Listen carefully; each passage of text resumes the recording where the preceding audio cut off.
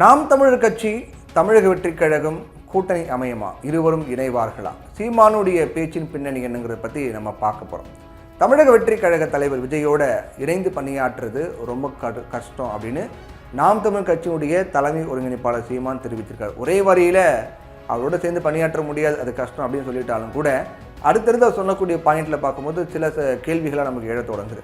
இப்போ பெரியார் இல்லாத அரசியல் தங்களுடையது அப்படின்னு சொல்லக்கூடிய சீமான், தமிழக வெற்றிக் கழகத்தினுடைய கொடியும் தாவேக்காவுடைய கொடியும் ஒன்று போல இருக்கிறதால குழப்பம் ஏற்பட்டிருக்கு அப்படிங்கிற மாதிரி சொல்கிறார். சட்டமன்ற தேர்தல் திமுக மற்றும் அதிமுக பலமான கூட்டணி அமைத்து களமிறங்கும் நிலையில் நாம் தமிழர் கட்சி தனித்தே போட்டியிடும் அப்படின்னும் நாம் தமிழர் கட்சியுடைய தலைமை ஒருங்கிணைப்பாளர் சீமான் அறிவிச்சிருக்கார். அது தொடர்ந்து அப்படி தான் போட்டிட்டு வராரு. இப்போவும் அதை உறுதிப்படுத்தியிருக்கார். வேதாரண்யம் தொகுதிக்கான வேட்பாளர் இடும்பாவனம் கார்த்தியை அறிவிச்சிருக்காரு. இன்னும் அடுத்தடுத்த நாட்களில் வரக்கூடிய மாதங்களில் 234 தொகுதிக்கான வேட்பாளர்களும் அறிவிக்கப்படுவார்கள் அப்படின்னு சொல்லியிருக்காரு. அடுத்த கட்ட பணிகளை மேற்கொண்டு வராரு சீமான் அப்படின்னு எடுத்துக்கலாம். இந்த நிலையில தான் மதுரையில் சீமான் செய்தியாளர்களை சந்தித்து பேசும்போது சொல்லக்கூடிய விஷயங்கள் தான், எங்களுக்கு யாரும் போட்டி கிடையாது, இதுவரை நாம் தமிழ் கட்சி ஒரு முறையும் கூட கூட்டணி வச்சதே கிடையாது, நாடு நல்லா இருக்கணும் அப்படின்னு நினைக்கக்கூடிய மக்கள் எங்களோட நிற்பாங்க அப்படிங்கிற நம்பிக்கை அவருக்கு இருக்குது அப்படின்னு சொல்கிறாரு. எங்களால் சமரசம் செய்து கூட்டணி அமைத்து தேர்தல் வெற்றி அனுபவிக்க முடியாது அப்படின்னு சீமான் பேசியிருக்காரு. என்னால் வாக்குக்கெல்லாம் பணம் கொடுக்க முடியாது, நாங்கள் அப்படி கிடையாது, நாம் தமிழ் கட்சியினுடைய வேட்பாளர்கள் களத்திலிருந்து பணியாற்றுறாங்க. விஜயை பொறுத்த வரைக்கும் முதலமைச்சர் வேட்பாளர் அப்படின்னா அதற்காக தானே அவங்க கட்சி தொடங்கியிருக்காங்க, அதுதானே கட்சி முடிவாக அறிவிக்கும். இதில் ஆச்சரியப்படுறதுலாம் ஒன்றும் கிடையாது, இது விவாதிக்கப்பட வேண்டியது ஒன்றும் கிடையாது. என்னுடைய கட்சி கொடிக்கும் அவங்களுடைய கட்சி கொடிக்கும், அதாவது தாவேக்கோடைய கட்சி கொடிக்கும் குழப்பம் வரும், இருந்தாலும் நம்ம பின்பற்றி விஜய் வருவது பெருமை மகிழ்ச்சி தான் அப்படின்னு சீமான் சொல்லியிருக்கார். பரந்தூர் விமான நிலைய திட்டத்தை விஜய் பேசுவது மகிழ்ச்சி தான், எங்களுடைய அரசியல் பெரியார் இல்லாதது, ஆனால் தாவேக்காவுடைய கொள்கை தலைவராக பெரியார் இருக்கார், அதை எங்களால் ஏற்றுக்க முடியாது, அதனால் விஜயோடு இணைந்து பணியாற்றுவது கஷ்டம். விஜய் மொழி இனம் அரசியல் குறித்து பேச இன்னும் முன்வரலை, ஜல்லிக்கட்டுக்கும் கருணாநிதிக்கும் என்ன சம்பந்தம் அப்படிங்கிற கேள்வியோட மக்கள் பணத்தில் கருணாநிதிக்கு சிலை வைத்து கொண்டே போகிறாங்க அப்படிங்கிற மாதிரி திமுகவும் சாடி கொஞ்சம் பேசினார்.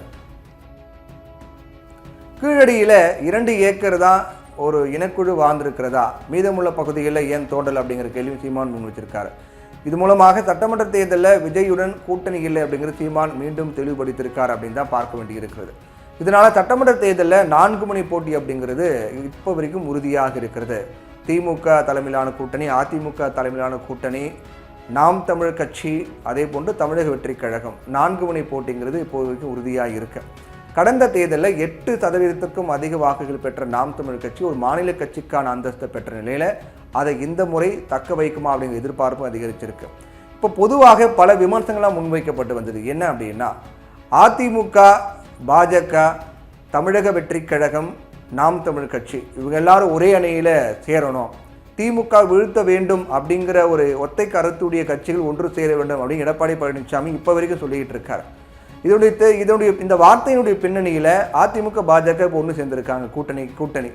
அந்த கூட்டணியில் தமிழக வெற்றிக் கழகம், நாம் தமிழ் கட்சியும் சேரணும் அப்படிங்கிற எண்ண ஓட்டம் எடப்பாடி பழனிசாமிக்கு இருக்க தான் செய்யுது. ஒரு பலமான கூட்டணி அமைப்போம், மெகா கூட்டணி அமைப்போம் அப்படின்னு சொல்லிட்டு இருக்காரு. ஆனால் அந்த மெகா கூட்டணியில் யார் வர போகிறான்னு தெரியல. இப்போ வரைக்கும் பாமகவும் தேமுதிகவும் தான் கூட்டணி தொடர்பான நிலைப்பாடை அறிவிக்கல. அவங்க வந்தாலும் கூட அது மெகா கூட்டணியாக இருக்குமா அப்படிங்கிற கேள்வி இருக்கு.